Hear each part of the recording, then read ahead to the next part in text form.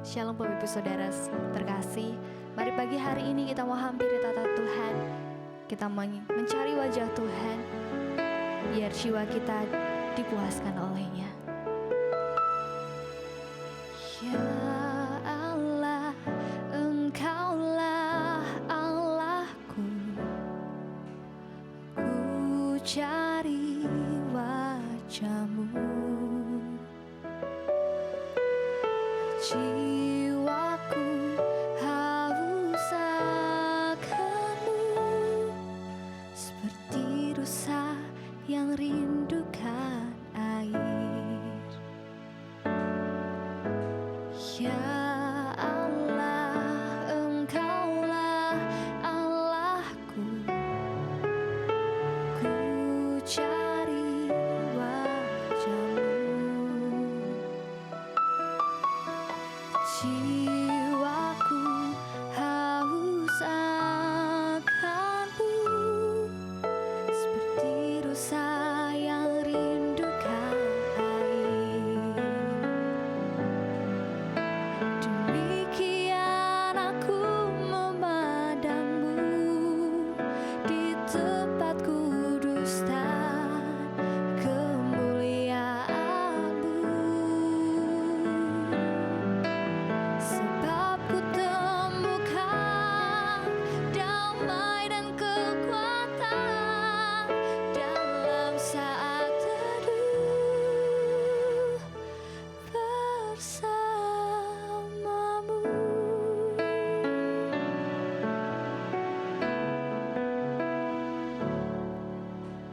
Ya Allah, Engkaulah Allahku, ku cari wajah-Mu. Jiwaku haus akan-Mu, seperti rusa yang rindukan air. Demikian aku memandang-Mu di tempat kudus dan kemuliaan-Mu. Sebab ku temukan damai dan kekuatan dalam saat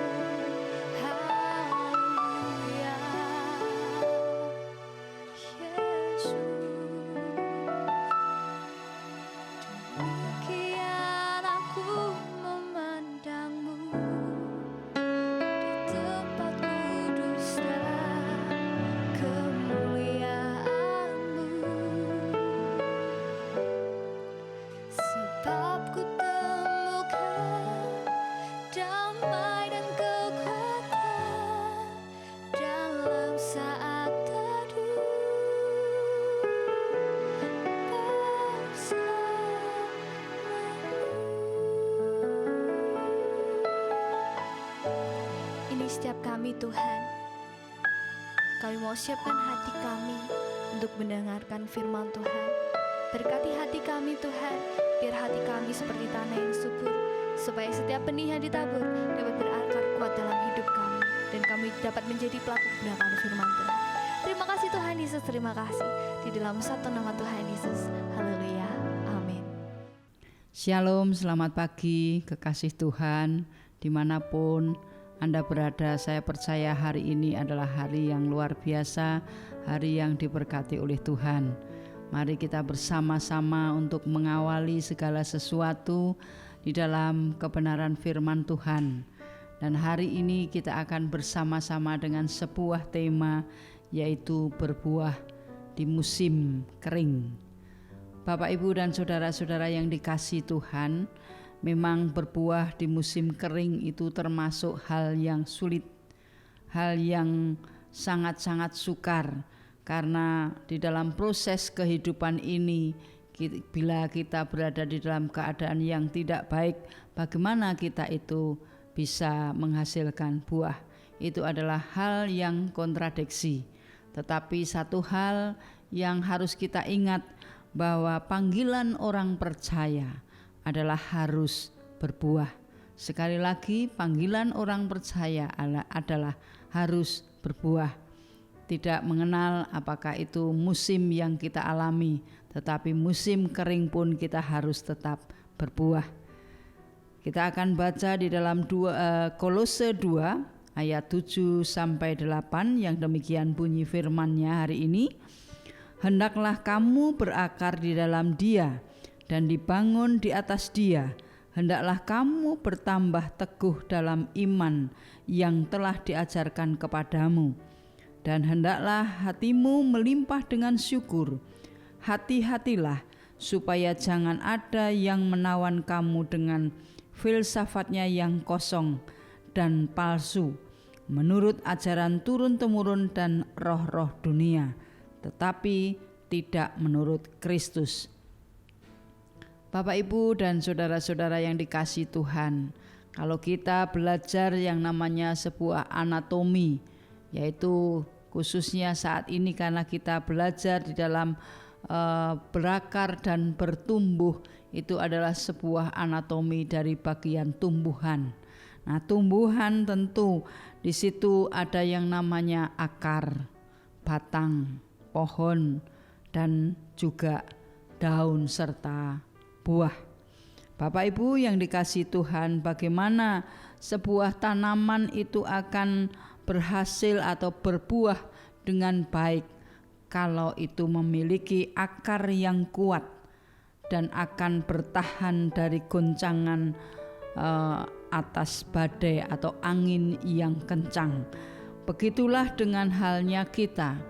Ketika kita ini sudah memiliki posisi atau pondasi yang kuat, hidup kita, iman kita akan menjadi sebuah iman yang kuat.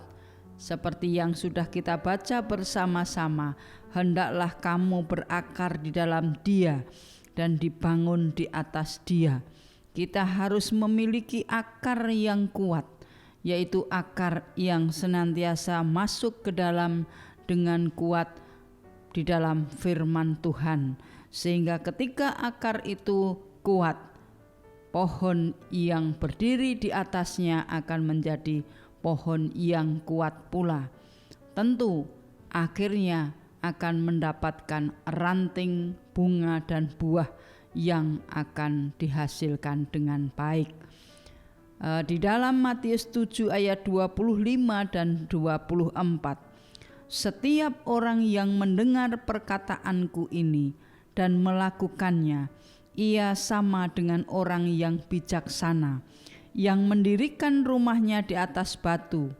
Kemudian turunlah hujan dan datanglah banjir, lalu angin melanda rumah itu, tetapi rumah itu tidak rubuh sebab didirikan di atas batu. Kemudian firman Tuhan yang lain yang berkata hampir sama dengan itu adalah di dalam Lukas 6 ayat 47 dan 48 yang menuliskan demikian. Setiap orang yang datang kepadaku dan mendengarkan perkataanku serta melakukannya, aku akan menyatakan kepadamu dengan siapa ia dapat disamakan. Ia sama dengan seorang yang mendirikan rumah. Orang itu menggali dalam-dalam dan meletakkan dasarnya di atas batu.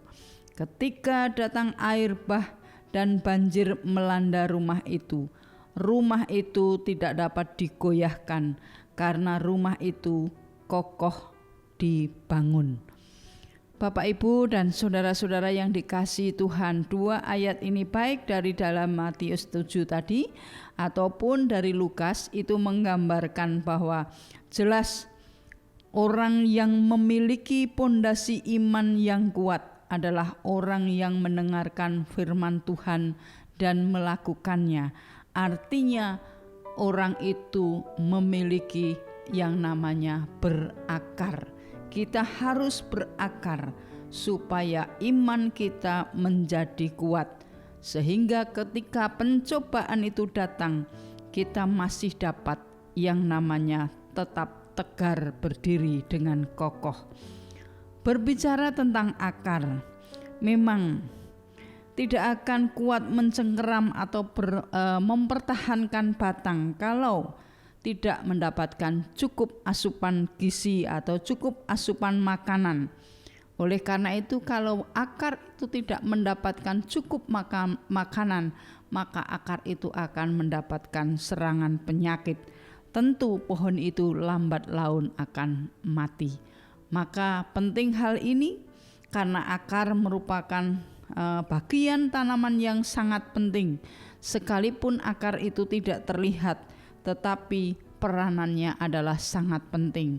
Pondasi iman kita memang tidak terlihat, tetapi pondasi iman kita sangat penting menentukan di dalam sebuah kehidupan kita. Itu adalah sebuah gambaran mengapa kita harus berakar kuat.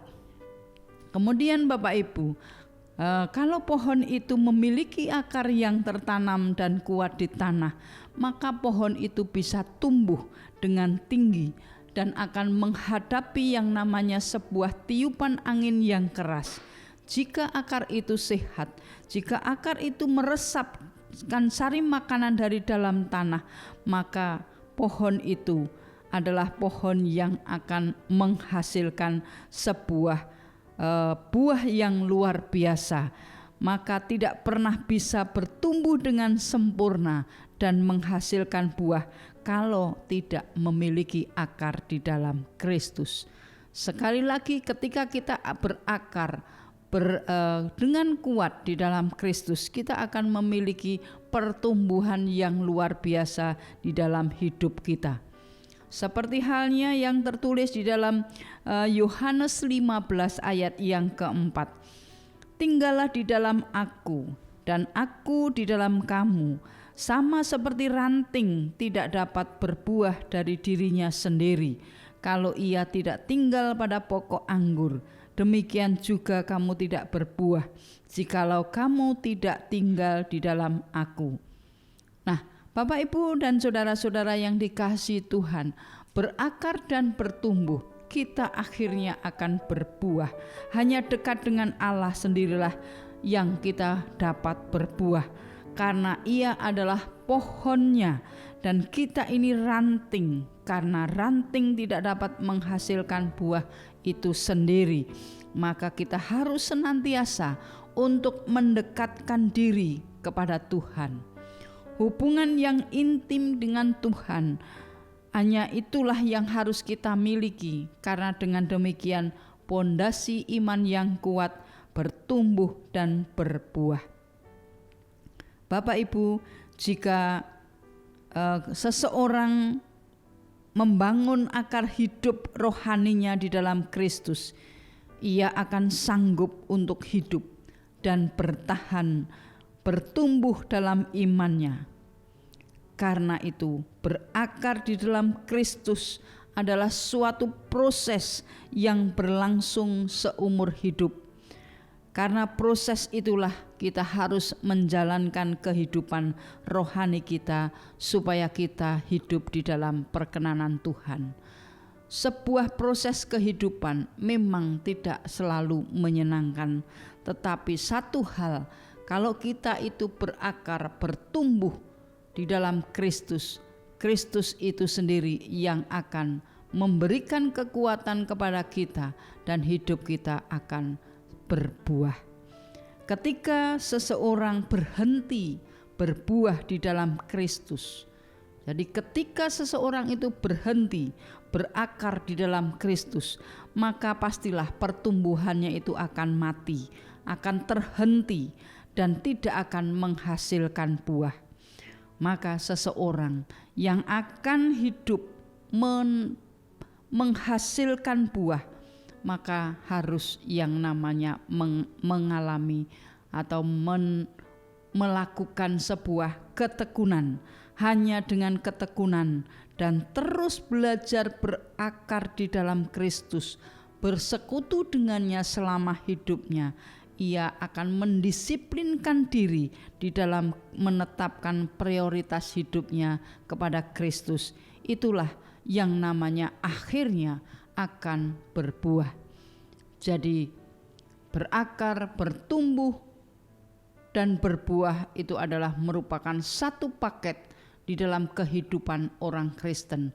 Terlebih berbuah itu adalah panggilan Tuhan yang harus kita lakukan di dalam hidup kita sehari-hari sebagai respon bahwa kita sudah menerima kasih karunia Tuhan yang sudah diberikan kepada kita. Lalu Bapak Ibu, apa kaitannya dengan musim kering? Musim kering tidak akan mempengaruhi kehidupan anak-anak orang percaya selama ia berakar, bertumbuh di dalam Tuhan, dan pasti di dalam musim kering itu sekalipun itu akan berbuah. Buah di sini menggambarkan perbuatan baik yang kita hasilkan. Jadi buah itu adalah hasil dari perbuatan kita, hasil dari respon kita di dalam kehidupan yang berkenan di hadapan Tuhan, menjadi sebuah bukti nyata di dalam kehidupan kita bahwa itu kita berkenan di hadapan Tuhan dan menghasilkan buah di dalam kehidupan kita. Sekalipun masa kering, masa sulit, masa-masa di mana kita sering mengalami sebuah masalah, sebuah pergumulan, bahkan sebuah keterpurukan di dalam kehidupan kita, tetapi selama kita berakar dan bertumbuh di dalam Kristus, tentu kita akan dapat yang namanya berbuah. Buah ini adalah berbicara apa yang akan kita hasilkan. Karena sebab dari buahnya lah pohon itu dikenal. Sebagai orang awam kita memang tidak bisa mengenali jenis-jenis pohon, tetapi kita akan mengenal jenis pohon itu dari buahnya.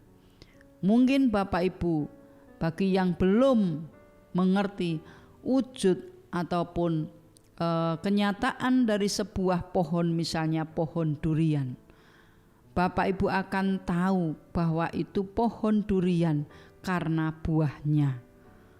Oleh karena itu Bapak Ibu, karena buah itu kita tahu akan pohon, maka dengan perbuatan yang kita berikan, hasil kehidupan kita yang kita berikan, orang akan melihat bagaimana di dalam kehidupan kita. Maka karakter Kristus yang harus kita lakukan, harus kita berikan, harus kita nyatakan di dalam hidup kita, itu akan menunjukkan bahwa Kristus adalah ada hidup di dalam kita, karena kita menempel di dalam pohon atau pokok anggur yang kuat, yaitu Tuhan Yesus Kristus itu sendiri. Hidup kekristenan itu memang hidup yang selalu diharapkan berbuah. Jadi panggilan untuk berbuah itu adalah panggilan yang diberikan Tuhan kepada kita. Untuk hidup dapat berbuah, maka kita bertumbuh lebih dahulu di dalam Kristus. Musim boleh beralih, musim boleh berganti, tetapi kita harus tetap yang namanya berakar dan bertumbuh dan menempel sang pokok kehidupan, yaitu Tuhan Yesus. Karena di luar itu kita tidak akan dapat berbuah. Bertumbuh yang namanya bertumbuh itu adalah kehidupan untuk diri kita sendiri. Ingat bahwa bertumbuh itu untuk fokusnya itu adalah untuk diri kita sendiri, tetapi berbuah itu adalah untuk orang lain, untuk Tuhan. Maka bertumbuh di dalam kehidupan kita ini bermanfaat bagi hidup kita. Tetapi panggilan untuk berbuah itu adalah untuk Tuhan dan untuk orang lain. Karena buah itu akan dirasakan oleh orang lain. Orang lain akan merasakan buah dari kehidupan yang kita berikan. Tandanya bahwa kita memiliki hidup di dalam Kristus.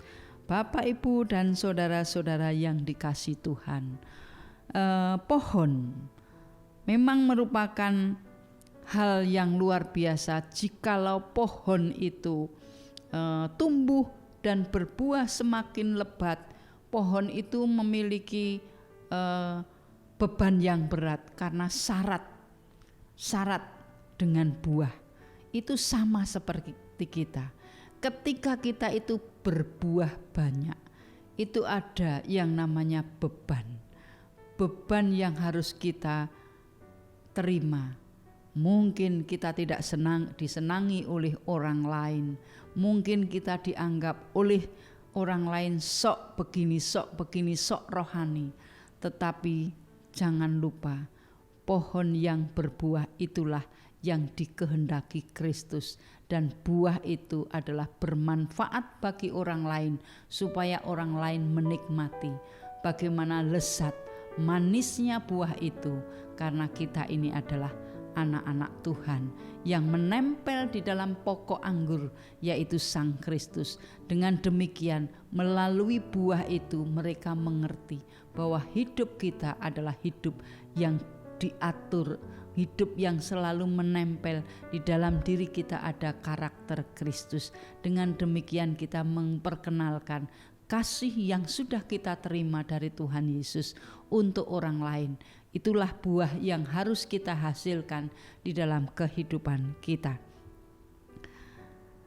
Akan saya tutup dengan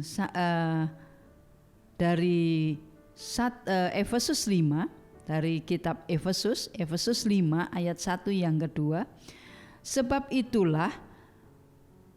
itu jadilah penurut-penurut Allah seperti anak-anak yang kekasih, dan hiduplah di dalam kasih sebagaimana Kristus Yesus juga telah mengasihi kamu dan telah menyerahkan dirinya untuk kita sebagai persembahan dan korban yang harum bagi Allah.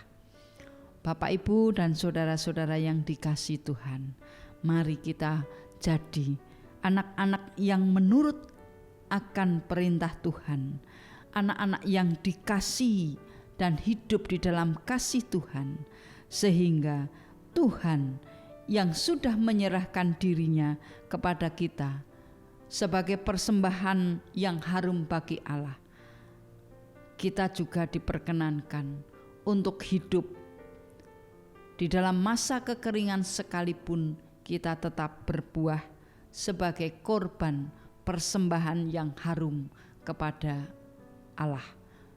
Bapak, Ibu, dan saudara-saudara yang dikasihi Tuhan, mari kita walaupun di masa yang kering, di masa yang susah, di masa di dalam pergumulan yang luar biasa, ingat kita tetap berakar, bertumbuh di dalam Tuhan, sehingga tidak mengenal musim apapun, kita tetap menghasilkan buah, dan buah itu akan bermanfaat untuk kemuliaan nama Tuhan dan untuk sesama kita.